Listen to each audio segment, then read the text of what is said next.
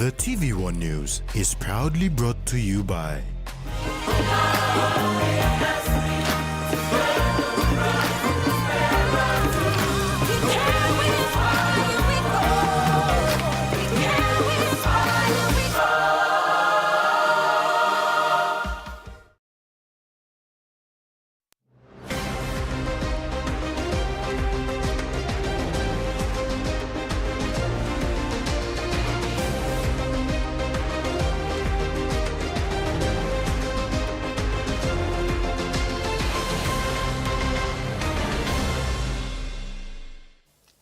Hello and welcome to TV1 News. I'm Maricela Kelaton.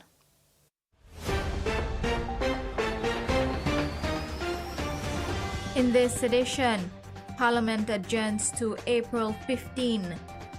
Method of LLG voting may differ, and PNG wins Bulgaria Junior Open.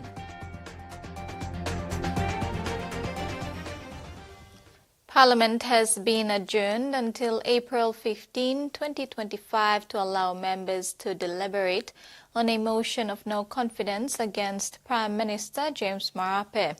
This decision was made amid growing tensions and concerns regarding the government's performance and handling of various issues including economic challenges and governance. Parliament reconvened this morning as ordered by the Supreme Court to deliberate on the motion of the vote of no confidence against Member for Taripori and Prime Minister James Marape. The session, which only lasted for about 10 minutes, saw the alternate Prime Minister nominee and Provincial Member for Enga, Sir Peter Ipatas, taking his seat in the opposition benches. The process under Section 145(1)(b) of the Constitution is now in motion, with the notice of the motion of no confidence tabled today in Parliament as per the Supreme Court decision of March 31st, 2025. However, before the session began, Speaker Job Pomat warned members of Parliament on the consequences of abusing the parliamentary processes and going to media on how Parliament conducts its business. Honourable members, this sitting of Parliament is ordered by the Supreme Court to debate on the 27 November 2024 notice of no confidence motion, and for that reason, that will be the only. The Chair would like to thank both sides of the House for exercising patience and respect in the process of the Supreme Court. The motion of the vote of no confidence has been brought forward by members of the opposition who argued that a change in leadership is necessary for the country's progress. Speaker Pomat urged all MPs to adhere to the court decision after reading the Supreme Court decision. The Chair, as the Chairman of the Private Business Committee, delivered the motion of no confidence of 27 November 2024 to the clerk, who placed it on a notice paper. In accordance with parliamentary practice, the notice of no confidence motion is now on the notice paper, the 8th day of April 2025.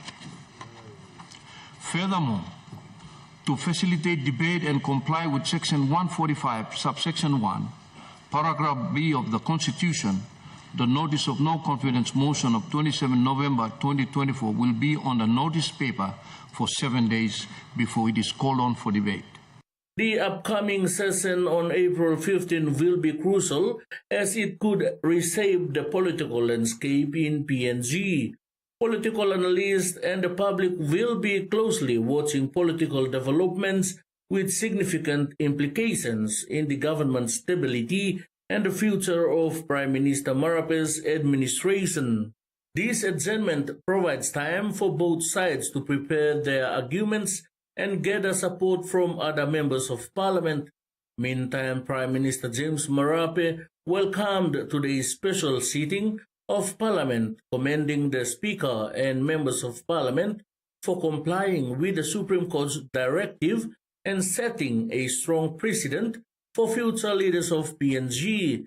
Marape acknowledged that today's sitting was convened under the direction of the Supreme Court and with the leadership of the Speaker, demonstrating respect for the rule of law and the supremacy of the Constitution. Freddie Mo, TV1 News. President of the Autonomous Region of Bougainville, Ismail Torama, has expressed disgust at the circulation of an AI-generated video showing an altercation between him and Prime Minister James Marape. He is now calling on social media platforms and regulatory bodies to take more robust steps in curbing the spread of misleading AI-generated content. Bougainville President Ismail Torama has expressed deep concern and disgust over the circulation of an AI-generated video depicting a fabricated altercation between himself and Prime Minister James Marape. President Torama warned that such reckless misuse of artificial intelligence and social media platforms has the potential to damage the hard-earned trust and mutual respect between Bougainville and Papua New Guinea. He expressed how such content threatens the ongoing dialogue between PNG and ABG. The manipulated video has been widely shared on social media, prompting public confusion and concern. President Torama emphasized that while freedom of expression is a democratic value, it is also a privilege and comes with responsibility. And as technology advances, Torama is calling for the development of a moral compass to guide their use. Torama urged the public, especially content creators and users of emerging technologies, to reflect on the ethical implications of their digital actions. The president also made a call to NICTA to get to the bottom of this video. Jasmine Rajak, TV1 News. The handover of 45 new police vehicles to the Special Services Division in Leh on Saturday, April 5th, means that the Royal PNG Constabulary will reduce the costly exercise of vehicle hire. Minister of Internal Security Peter Tamalili Jr. said almost 30 million kina is being saved on hired vehicles. The Royal PNG Constabulary has always been scrutinized for its excessive spending on hired vehicles and the lack of transparency in payment to hired vehicle firms. With the handing over of 45 new police vehicles in Leh, Morobe Province, on Saturday, April 5th, the Minister of Internal Security, Peter Tamalili Jr., emphasized that almost 30 million kina is being saved on hired vehicles. He described it as a big save, adding that the police department will continue with the refleeting exercise, leading to saving another 30 million kina.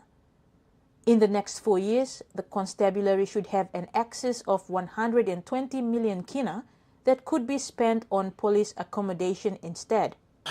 The lack of priority by past government has placed the police department in a position where they had no choice but to hire vehicles. And because they couldn't replace vehicles at the start of every year or adequately over the years, they used to inherit, or they used to obviously get vehicles on credit and then allow the national government or Department of Finance then to pay those hired vehicles at the end of the year. And it's just too costly.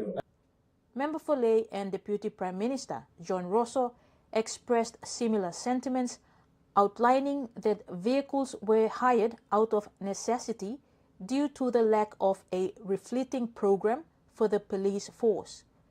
We have seen that issue, so what we're doing now to save cost, government has now budgeted to refleet. We have to refleet nearly 800 vehicles in the RPNGC. We have already acquired 130 under the National Government Police Department. 130 was delivered last year, distributed, and then this year another 130 is being received. And as you can see, the 45 vehicles that were distributed outside, 41 goes towards the mobile squad in the Highlands, and they call them the Highlands Mobile Group, and then the Northern Mobile Group, and then the New Guinea Islands Mobile Group. So those three mobile groups will have vehicle replacements, and the Southern Mobile Group will have the vehicle replacement very soon. Rosso said the refleeting program will move on to general policing, the Criminal Investigation Division, and other sectors of the police force until all fleet have been replaced. This is similar to the manpower boost that the constabulary is currently undergoing through recruitment and training exercises. Kamala Guare, TV1 News, Lae. The Independent Consumer and Competition Commission commenced spot checks today, the 8th of April, to ensure ongoing compliance by retail fuel operators. This is to ensure the new indicative retail prices for petrol, diesel and kerosene for this month of April is implemented correctly. Prices for the month of April came into effect today. Price regulator, Independent Consumer and Competition Commission, through a statement announced a decrease in the indicative retail prices for petrol, diesel and kerosene. This is consistent with movements in the international crude oil prices. The ICCC states that the decrease in average crude oil prices last month was mainly attributed to lower demand caused by global trade tensions and the United States tariffs. For Port Moresby, petrol is priced at 4.29 toya per litre, diesel at 4.1 toya per litre, and kerosene at 3.72 toya per litre.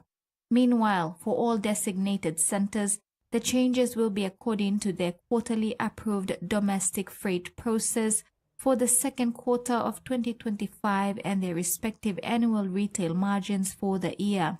And for other centres, the maximum retail prices for each regulated petroleum product will change on average, consistent with the changes observed for Port Moresby. ICCC states that they have started enforcing compliance of these fuel prices and their officers will conduct inspections on service stations to ensure prices of declared petroleum products comply with the allowable maximum prices.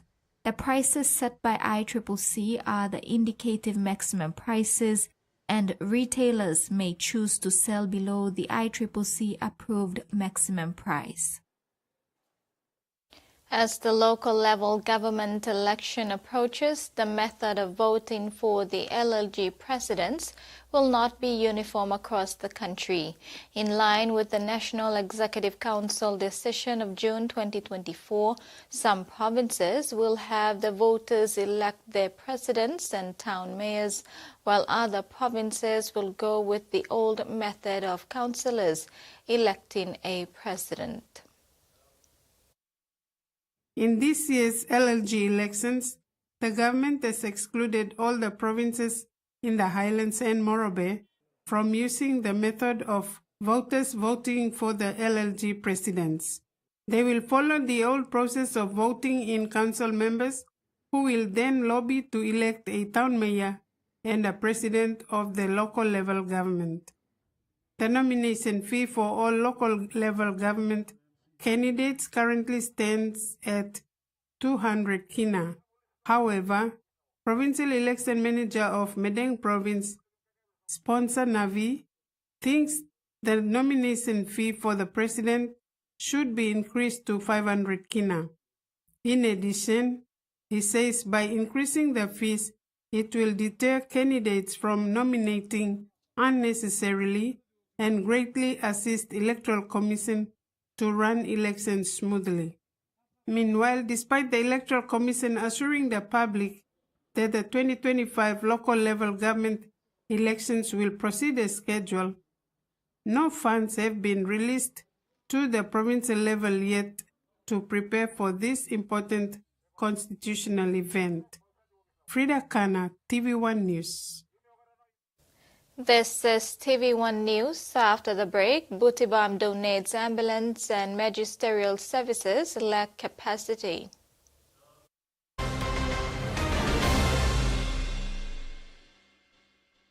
Banking used to mean long trips, endless queues, and piles of paperwork. But now, BSP's One Talk Wallet means no waits, no forms, no fuss. No BSP account needed. Just dial *131# to access your money wherever, whenever. Send, receive funds, withdraw cash at an ATM without a bank card, pay for school fees, and make top-up purchases safely and securely. BSP's One-Talk-Wallet. Money made easy. A true champion is measured by their courage, their determination, and their passion to never give up and to always keep trying. With a delicious Milo in milk taste and added nutrients, Milo in milk is a great way to fuel our little champions with nourishing energy every day. Because true champions give it their all. Milo, PNG and Mia. Prime PNG made. Open it.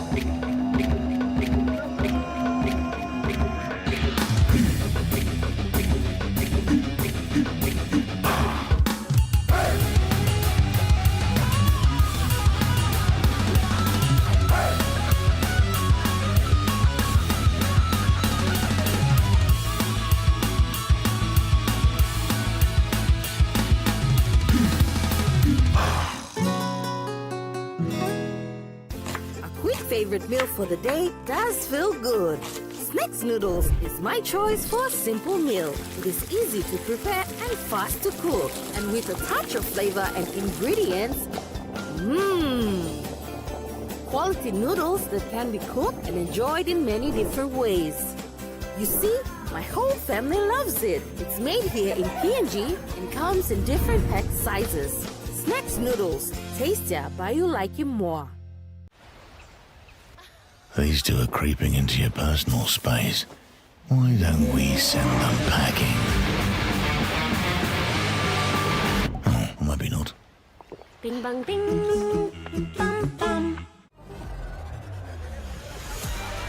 Raise your bat, and why not? What a stage to turn on the magic. Balls of beauty. It's definitely need to calm down here.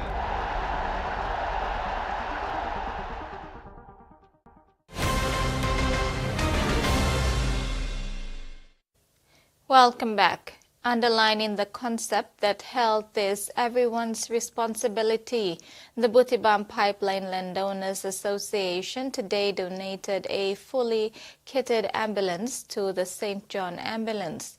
This is the first time an indigenous group has supported PNG's vital emergency ambulance service.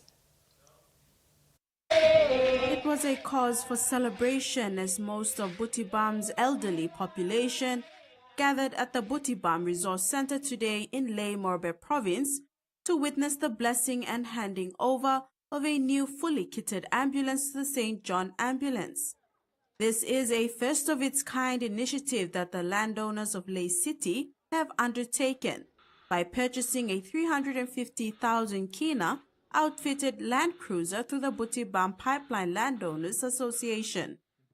Chairman of the Butibam Pipeline Landowners Association, Peter Kesu Sayama, said aside from the ambulance, a memorandum of understanding will be signed to strengthen their partnership with the St. John Ambulance. This partnership, any strong work long emergency service inside of Ley City. Certain nuclear kind thinking, long look survey, long importance, long emergency ambulance service where St. John is giving the community. I think Prajib Regime look survey on this importance from this emergency service. You mean long Budibam, you may get access from this service longer time than they come. They need to look survey. But in terms of building capacity from St. John's, long providing this service is more efficient. You need in partnership one to more. You need more people by walk boom one time all so that all you can help him to provide him more efficiency long service delivery long people inside long Budibam. The chairman noted the response time of the ambulance, saying sometimes they take a while to reach the village. Hence, the pipeline landowners for the Wafi Golpu mine made the decision to bridge that gap by supporting them with an ambulance. The 350,000 kina was allocated from the 3 million kina received from the state under the Infrastructure Development Grant. St. John's Director Ambulance Planning Ezra Kelly outlined that in 2022, the ambulance assisted nearly 2,823 people. That number drastically increased to 6,624 people in 2023. We are still working on the 2024 one for the report that's going to come out, and definitely we are seeing increases. We're seeing increases in the number of patients. For one, or man very only start now long understanding myself. If I call 111, I will get a free service. With the support, I must acknowledge Lay City Authority. I must acknowledge Lay City Authority for being the sole funder of St. John in Lay.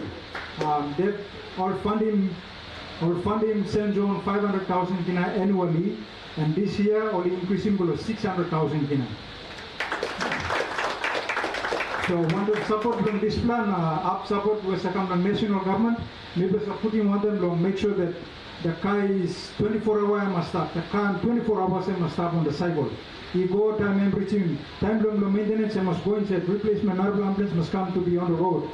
The officers must work 24 hours. Shift in, shift out. They finish only go, night all must continue long start. Man very you kiss him every you pan maybe long 1 o'clock morning or 2 o'clock morning, no continue late. You must call in this magic number 311. Jasmine Rajak, TV1 News. Minister for Civil Aviation Waki Goy has clarified the appointment of Dominic Kaumu as the Managing Director and Chief Executive Officer of the National Airports Corporation. In a press conference this afternoon, Minister Goy emphasized that Kaumu's reappointment was made in recognition of his valuable contributions to the organization and the aviation sector in Papua New Guinea. Minister for Civil Aviation Vakegoy has clarified that the earlier appointment of Rex Kiponge as head of the National Airports Corporation was incomplete and thus revoked.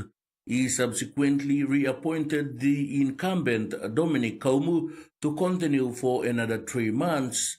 Goy noted Kaumu's experience and leadership in NAC and how instrumental he has been in navigating challenges within the civil aviation industry when reappointing him. I'm pleased to announce that Mr. Dominic Kaumu has been reappointed as the acting managing director for a period of 3 months. Effective today, 7th April 2025, as Pegasettle number G381.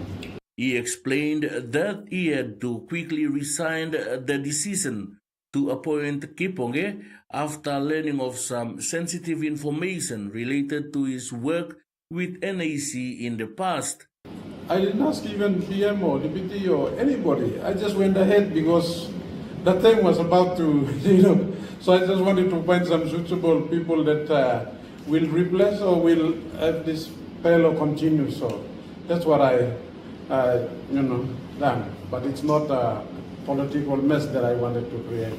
Goy sincerely apologized for the confusion created and pledged to work with Kaumu going forward until a substantive appointment is made. An apology, or I give my apology to the country and to, Rex family and maybe family members, the population in general.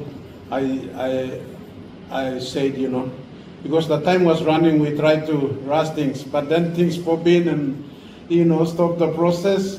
The fastest way you can do is reappoint the same fellow to continue while we get some other things in order. Minister Goy further expressed confidence in Kaumu as he continues to drive improvements in the management of airports, ensuring they meet international standards and enhance safety and efficiency. Safety and security of the department that I was in, we wanted to make sure that we have someone, continuous, not that we create some gap.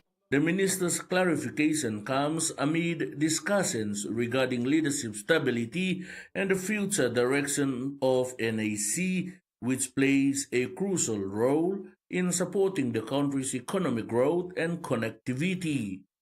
Freddie Mo, TV1 News. Papua New Guinea's magisterial services lack the capacity to deliver, says the NCD's senior provincial magistrate, Billy Pidu. Pidu said this during the National Development Forum on Law and Order held recently in the nation's capital. When speaking during National Development Forum on Law and Order hosted by the Consultative Implementation and Monitoring Council, or CIMC, recently, Senior Provincial Magistrate for NCD Billy Pidu said the magisterial services lacks capabilities such as manpower, outdated laws that do not deliver services to the people, and funding constraints that are hindering the progress of the magisterial services. It is not only about the court services, the court systems and the court services. It's also about the laws that we rely on. Without the laws, good laws, we cannot deliver our part of services to our people. He further elaborated that the need for having more magistrates is a big factor. However, the process of employing more magistrates often is slow because lawyers have to undergo intensive training to be qualified before they are sworn in as magistrates. Training lawyers comes with funding, which the magisterial services often are unable to meet. Pidu added that the need for effective ICT, such as the amendment of the electoral case management system, needs to be thoroughly looked into because the system is not functioning. We still have a system that is not functioning very well as we expect. For example, we have a case management system, electronic case management system, that has been with us for years and is not delivering. The magistrate added that magisterial services play an important role in the law and justice sector. Therefore, it must be properly funded and resourced to perform its mandated duty. Sohe district in the Northern Province has done well in submitting its financial acquittals for the years 2022, 2023 and part of 2024 fiscal years. Though there had been delay in implementation due to leadership disputes, the District Development Authority has done well in presenting the reports. The Sohe District Development Authority in Northern Province has submitted its acquittals for the 2022, 2023 and 2024 fiscal years to the Department of Implementation and Rural Development on Thursday, 3rd April. Sohe MP Henry Amuli, while presenting the reports, highlighted that he was unable to implement major projects and submit reports for 2022 and 2023 earlier due to leadership instability in the district. Amuli said while he was battling against election petitions, court-ordered recounts, by-election, and was out of office, former district CEO and district finance manager have both passed on, affecting smooth operation of the administration. He said the district now has in place a permanent district finance manager and an acting CEO who are providing administrative leadership to move things forward. He said part of the 2024 funds were received late December, so the district will submit the reports later. Thus, much of 2024 funding for project implementations are now carried forward to 2025. DIRD Deputy Secretary Gordon Wafimbi commended Sohe District for successfully compiling its outstanding acquittals. Wafimbi described Sohe as one of the districts that is always compliant in terms of reporting. Frida Kana, TV1 News. And now the finance news. The kina closed unchanged at $0.2460 in the interbank market. At Bank South Pacific, our kina was buying $0.2835, $0.3964 Australian dollars, $0.2109 euro, and 34.94 Japanese yen. Looking at commodity prices at New York close, copra and crude oil closed higher. Gold, coffee, cocoa, and palm oil closed lower, and copper closed the day unchanged. On the stock market, the Dow Jones closed lower, ASX closed lower, and all ordinaries closed higher. TV1 News continues after the break. Stay with us.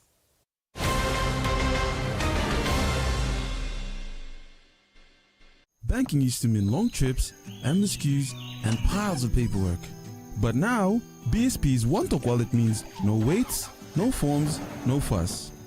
No BSP account needed. Just dial *131# to access your money wherever, whenever. Send, receive funds, withdraw cash at an ATM without a bank card, pay for school fees, and make top-up purchases safely and securely. BSP's one-talk wallet. Money made easy. Hiya, Mama. You wait time, but me add him special flavor. Put in more flavor, put in more taste. Magic kakaru, get up and big smile on face. Time for kim chicken, a great kumutu. Sip, sip, na mumu, yes, magic on you. Maggi, the taste P&G loves. For Simon, life is simple. Dreams seem distant, yet hope remains.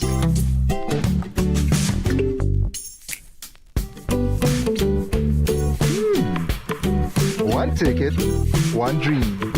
Simon's world changed forever. Yes! From small dreams to big possibilities. The one-talk jackpot is here for everyone. Win big every day. Life is about making memories, sharing new adventures. Go beyond the familiar. Don't let bacteria hold you back from experiencing the world.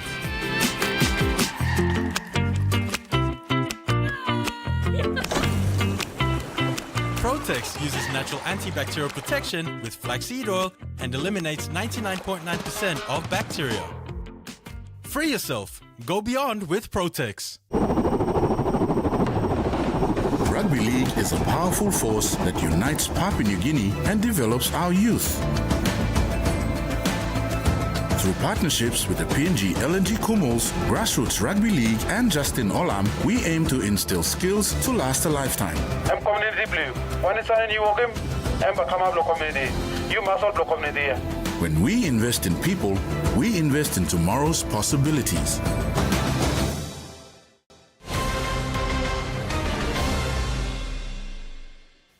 Thanks for staying with us. Papua New Guinea is taking a bold step forward in women's health. Two major foundations, the CPL Foundation and the Sir Brian Bell Foundation, have launched a game-changing initiative called Her Health Hub. Cervical cancer is one of the leading causes of cancer-related deaths among women in Papua New Guinea. Globally, it kills over 300,000 women every year, most in low and middle-income countries. In PNG, it's a silent killer with limited access to screening and diagnosis. This affordable HPV testing program is aimed at reducing the country's high rates of cervical cancer by making early diagnosis accessible to women and girls across PNG. Cervical cancer remains a significant threat to the health and well-being of women across the country, and HPV is recognised as its primary cause. This project will utilise GenExpert machines, which will be installed and maintained, along with the continuous supply of specific consumables and additional equipment. The GenExpert system is globally recognised for its rapid and accurate diagnostics and is endorsed by the World Health Organization. Thanks to a partnership between the CPL Foundation and the Sir Brian Bell Foundation, Her Health Hub will now provide same-day HPV test results for just 20 kina, a significant breakthrough in women's healthcare delivery. In less than 12 months, we have gone from an idea to a bold and tangible reality that's going to come to life in 3 weeks' time. Today we mark a milestone, the signing of an MOU between CPL Foundation and the Sir Brian Bell Foundation. Something that I think will make the Sir late Brian and the late Trevor Clough very proud of what we're doing today. But this is not just a document. It's a promise that we will work together, tirelessly, collaboratively, with an urgency. We will cut red tape and any hurdles that we face to fight cervical cancer in Papua New Guinea. 99% of cervical cancer cases are linked to HPV. PNG has one of the highest rates of cervical cancer in the Western Pacific. WHO recommends HPV screening as a frontline defense. The World Health Organization recommends HPV testing as the most effective tool for early detection. The gene expert machines installed at the Badili Hub are known for their speed and accuracy and are endorsed by WHO. It's communities saying, this is a problem for our women and their loved ones, and this is the solution that we want to offer together, not from a bunch of foreign aid from the outside or from looking at a bit of short-term donations from various donors. This is about community coming together to take care of each other. Located at the Stop and Shop Badili complex, Her Health Hub is just the beginning. With support from Medent, the Brian Bell Group, the Kirby Institute, and the National Department of Health, more hubs are planned nationwide. The Her Health Hub officially opens at the end of this month with strong public-private partnerships and a united mission. This initiative offers hope for a healthier future, one woman at a time. Carol Kiru Jr., TV1 News. The Ministry of Environment, Conservation and Climate Change has announced key initiatives that will be undertaken this year.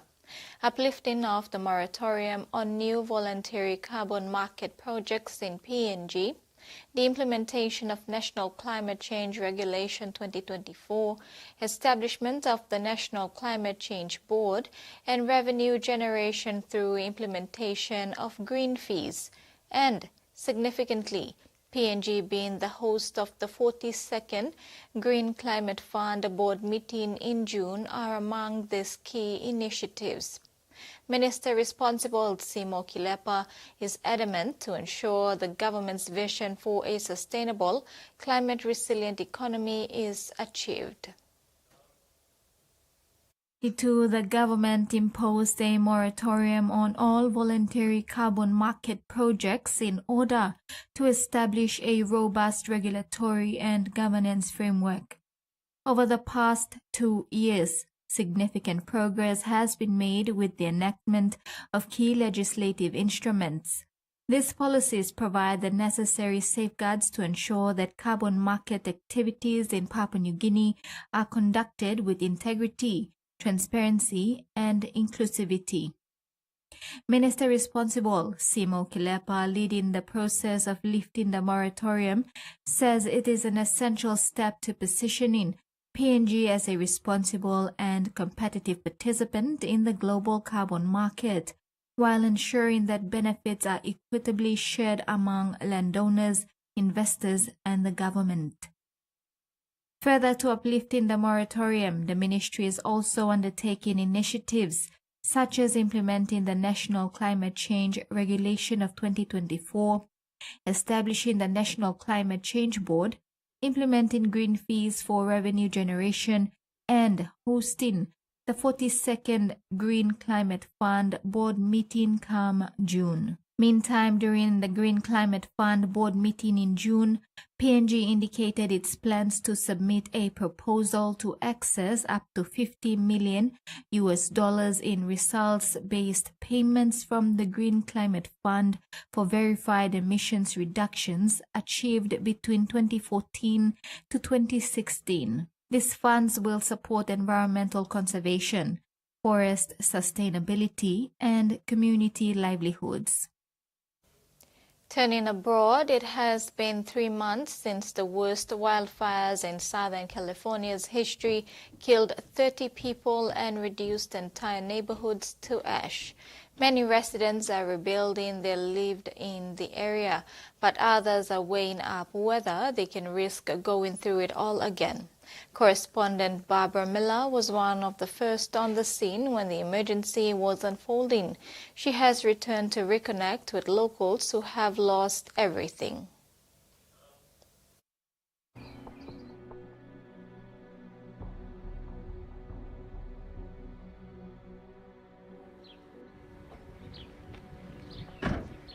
That's it? Yeah. Wow. I don't even recognize this place. Right. I don't recognize it. I'll be honest and say that I didn't know how special this community was until the fires. You know, nobody sat me down and said, like, this is the place, you know, that black people were able to buy homes. It just felt like there weren't people, like, looking at me out of their windows like, what if they don't belong here? Or why don't you go walk your dog somewhere else? Like, it was, I never got that feeling. And this is all in hindsight of me, like, realizing, like, this was a really, really special place. Realizing what you lost. Yeah. And it's the home, right? And the memories, but it's the community.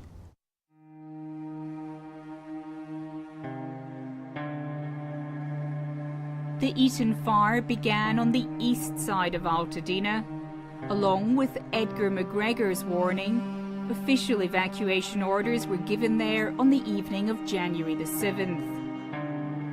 But where the Scipios live on the west side, they weren't issued for another 8 hours. 18 people in Altadena died. Do you think it could have been prevented? Maybe not the fires. I don't think the fires could have been prevented, but the deaths maybe. 99.9% of the deaths were elderly people. And it's because west of Lake Street was not evacuated until 3 a.m. Stephen also can't understand why fire crews seemed so slow to respond. Everybody wants to go straight to conspiracy theory, but I'm not going conspiracy theory. I'm just presenting the facts. I'm not coming up with these things in my mind. I'm telling you what I saw. Before the fire, during the fire, after. I didn't see fire trucks.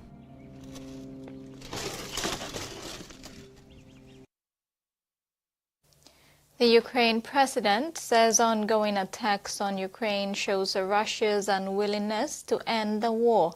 With US-backed ceasefire talks making little progress, Ukraine's military is doing all it can to hold the front line. It has just sent a group to the UK for combat medicine training, and reporter Mazo Ford was invited along to observe. On a property in the north of England, a mass casualty event is unfolding. It would be a confronting scene if it was real, but this is a military training exercise. Members of the Ukrainian Armed Forces have come to the UK for 6 weeks of battlefield medicine training. We've been asked not to identify them for their safety. Ultimately, it's all about saving lives and giving the surgeon a live casualty, but also that they can actually share their skills with other Ukrainians and then it can be passed on. When Russia launched its full-scale invasion of Ukraine 3 years ago, this trainee we'll call Anna was just a student. Now she evacuates injured soldiers from the front line.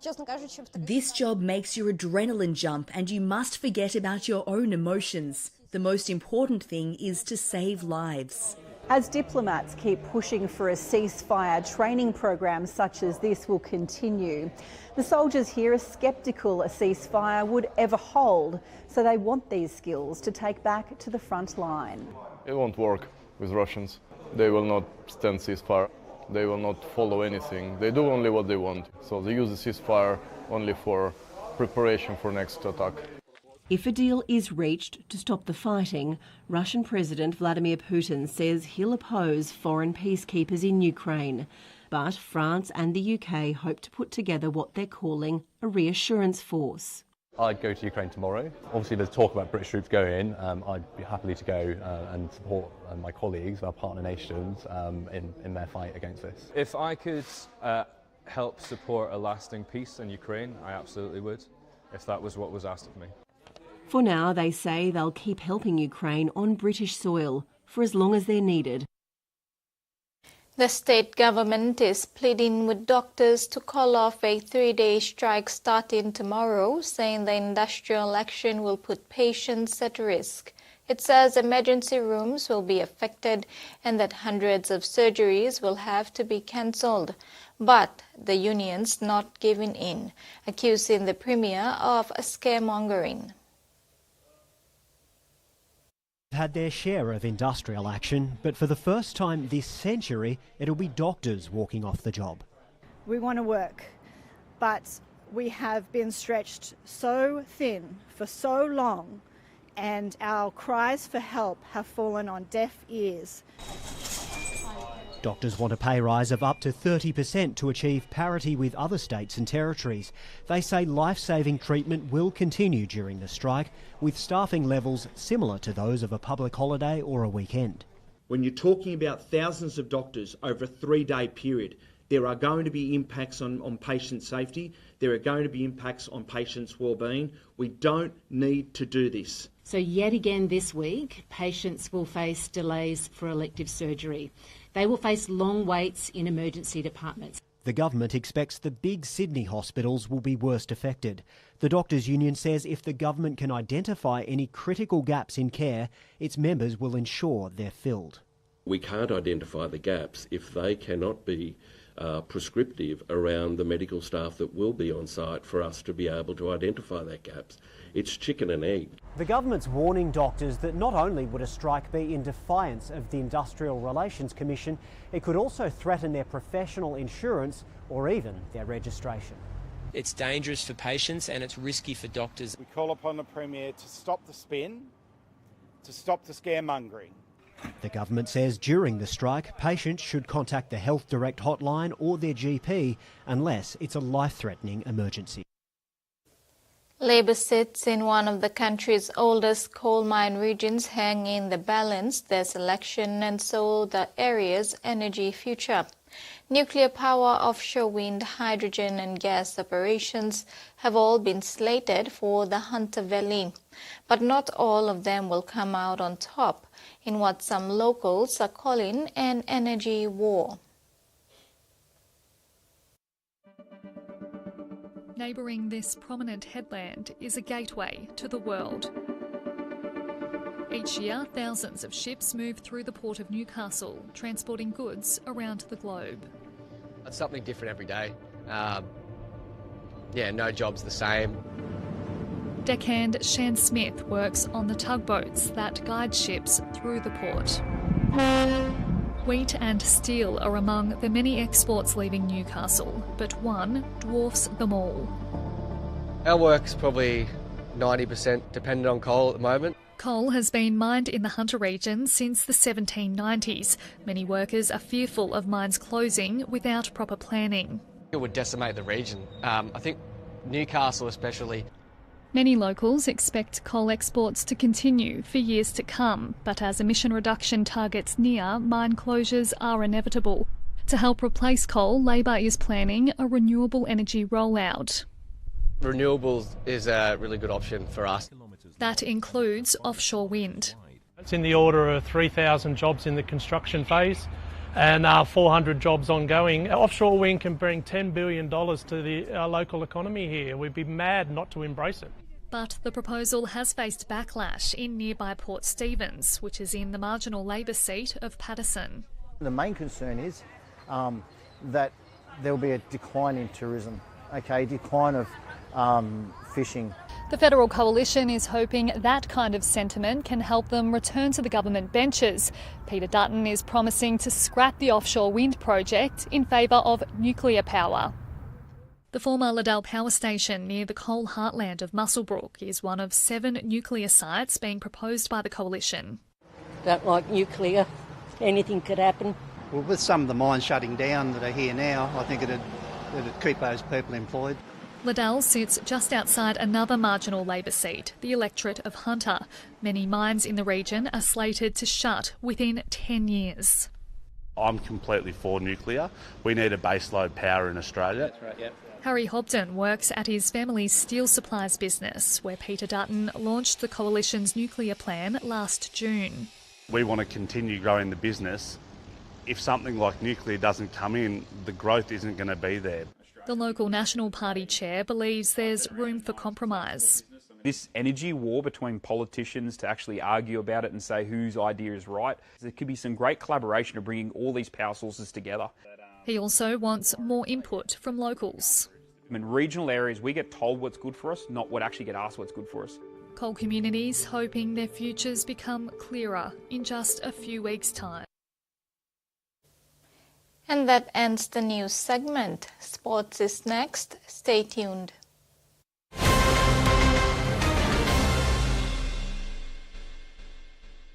We are the people, connected to our land and sea.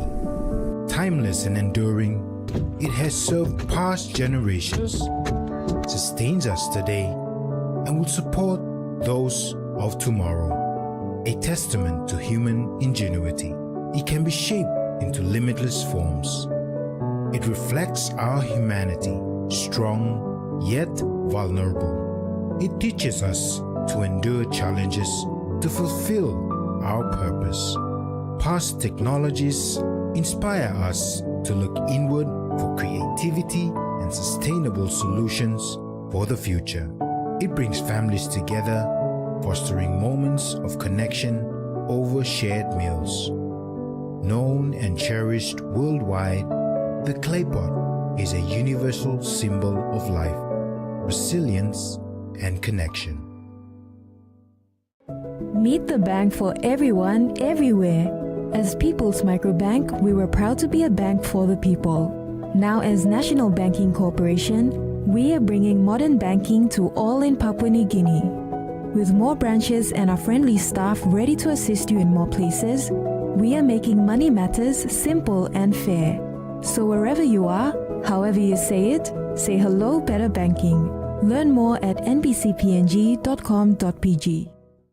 Digicel Business. We help grow your business with secure, reliable and cost-effective ICT solutions. We will manage your technology so you can power your vision for your business with the best solutions to offer. Accelerate your business growth with Digicel Business Cloud Solutions with cloud platform services, disaster recovery as a service and backup as a service. Talk to our cloud solutions experts today. Digicel Business. Better solutions for better business.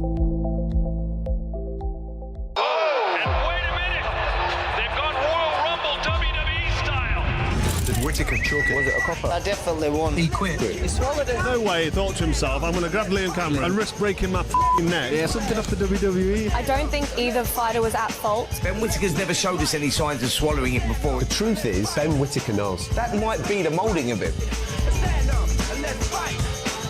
Let's make it right. Stand up and let's fight. Whittaker versus Cameron 2, live on Fight Sports.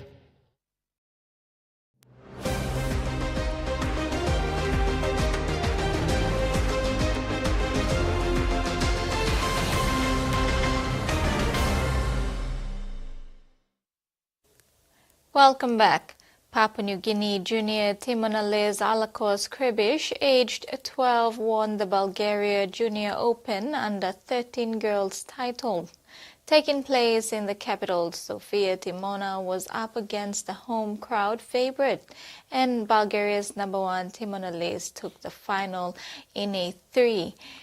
This was Timonale's last competition in the Under-13 girls, and she now ages out to play in the Under-15 girls. Timona thanked the Carbine Club of PNG for their sponsorship, and she looks forward to the Under-15 tour coming up. She is now ranked 10 in the Under-13 girls European rankings and will continue her preparation towards the Samoa 2025 Oceania Closed Championships in October. The PNG Squash Rackets Federation said over the past 2 years, Timona has committed herself on and off the squash court, and the results are now coming in. The Federation looks forward to seeing her squash game develop as she gains more experience on the European circuit. The Goroka Futsal Association, a branch of the Goroka Soccer Association, is dedicated to revitalizing the soccer culture in the Highlands, which has a rich soccer heritage historically led by Goroka. The Goroka Futsal Association aims not to only foster competitive play, but also to promote teamwork, discipline, and sportsmanship among youth in the region.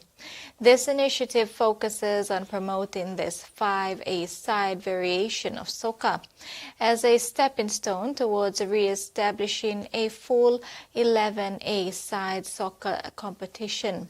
Significant emphasis is placed on nurturing young talent with programs designed for various age groups. Interim Secretary Velda Mawe highlighted the association's efforts in establishing age categories. Parents, volunteers in the community who have helped. PNG participating for the first time in the men's under-18 Oceania Beach Volleyball have so far reached greater heights, winning all their pool matches. The PNG pair Leo Icy and Joe Allen have done well under the nets on the sandy courts in Honiara, Solomon Islands. PNG beat American Samoa 2-0 and maintained the whitewash against host Solomon Islands on Monday, and this morning spiked home against Samoa with the same set win. The PNG duo's performance earned them a place for the quarterfinals against Tonga. The match is currently underway. Representing PNG at the Oceania Men's Champions League currently underway in Honiara, Solomon Islands is Hikari United FC. After a resounding win against Cook Islands to Papa on Monday, Hikari is looking forward to making their first OFC Men's Champions League final since winning the title in 2010. Hikari faces New Caledonia's Tiga Sport in tomorrow's second semi-final. Hikari coach Jerry Allen gives his thoughts on the upcoming match.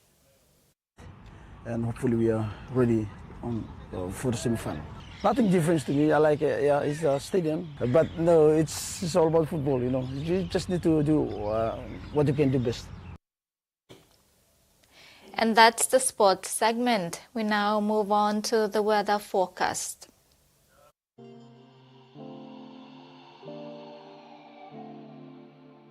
Southern, Port Moresby, Kerema and Popondetta, cloudy with showers and possible thunderstorms. Momase, Ley, cloudy with heavy rain showers and possible thunderstorms. New Guinea Islands, Lorengau, cloudy periods with showers and possible thunderstorms. Buka, partly cloudy with brief showers. Highlands, Goroka, Barnes, Kundiawa, Mendi, Tari and Wabeg, cloudy with heavy showers and thunderstorms. Coral Sea, sea slight with southeast to northeast winds of 10 to 15 knots. Solomon Sea, sea smooth with northeast winds of 5 to 10 knots. Bismarck Seas, sea smooth with northeast to easterly winds of 5 to 10 knots. Pacific Ocean, sea slight to moderate with easterly winds of 10 to 20 knots. Waters of southern PNG Indonesian border to Daru, Kiwai Island, Kerema, Yule Island, Hood Point, Samare Island to Cape Bogle and all Milime Islands, seas 0.5 to 1.3 meters.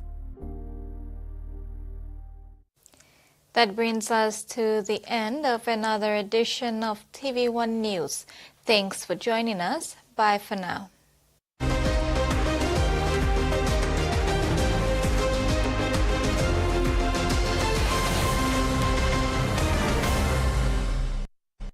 The TV1 News was proudly brought to you by